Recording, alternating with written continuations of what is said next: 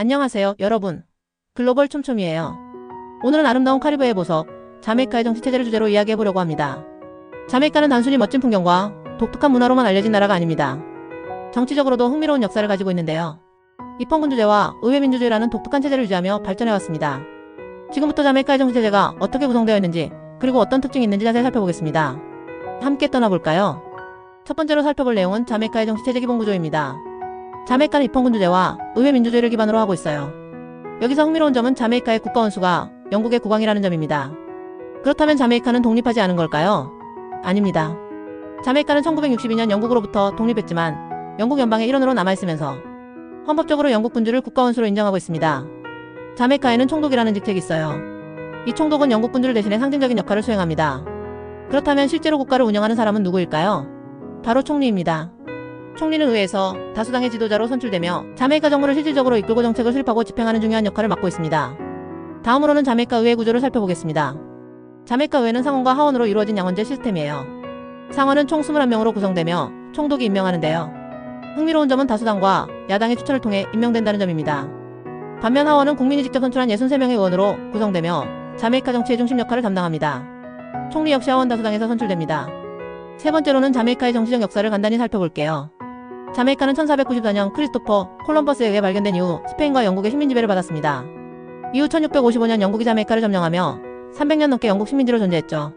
하지만 20세기 초부터 독립운동이 본격적으로 시작되었고 마침내 1962년 8월 6일 자메이카는 독립을 선언하며 주권국가로 거듭났습니다. 독립 이후에도 영국의 웨스트민스터 시스템을 바탕으로 정치체제를 설계해 안정적인 국가 운영을 이어가고 있습니다. 네 번째로는 자메이카의 주요 정당과 선거 시스템입니다. 자메이카에는 두 개의 주요 정당이 있습니다. 바로 인민민족당과 자메이카 노동당입니다. PNP는 진보적인 정책과 노동자의 권리를 강조하는 반면 JLP는 보수적인 정책과 경제 성장을 중시합니다. 두 정당은 정권을 번갈아 차지하며 자메이카 정치의 중심축 역할을 해왔습니다. 자메이카는 매 5년마다 총선을 치르며 국민은 하원 의원을 직접 선출합니다. 이 투표 과정은 비교적 공정하고 투명하게 진행된다는 평가를 받고 있어요. 다섯 번째로는 사법체제와 법적 구조를 살펴보겠습니다. 자메이카의 사법체제는 독립적이고 법의 지배 원칙을 준수합니다. 특히 자메이카는 영국의 사법위원회를 대체해 캐리비안 사법위원회를 최종 항소 법원으로 채택했어요. 이는 자메이카가 독립된 법적 주권을 강화하고자 하는 의지를 보여주는 중요한 변화입니다. 하지만 자메이카도 도전 과제가 있습니다. 첫 번째는 부패 문제인데요. 이는 자메이카 정치의 오랜 과제로 이를 해결하기 위한 다양한 정책이 추진되고 있습니다. 두 번째는 높은 범죄율입니다.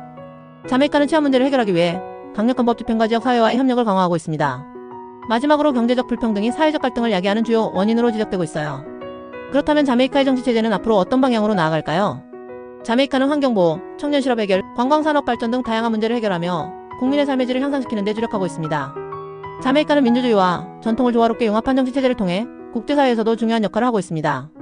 오늘은 자메이카의 정치체제를 중심으로 그 구조와 특징, 역사적 배경 등을 살펴봤습니다.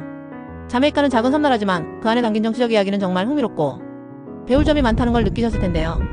영상이 유익하셨다면 좋아요와 구독 부탁드리고 앞으로도 흥미로운 이야기로 찾아뵙겠습니다. 지금까지 시청해주셔서 감사합니다.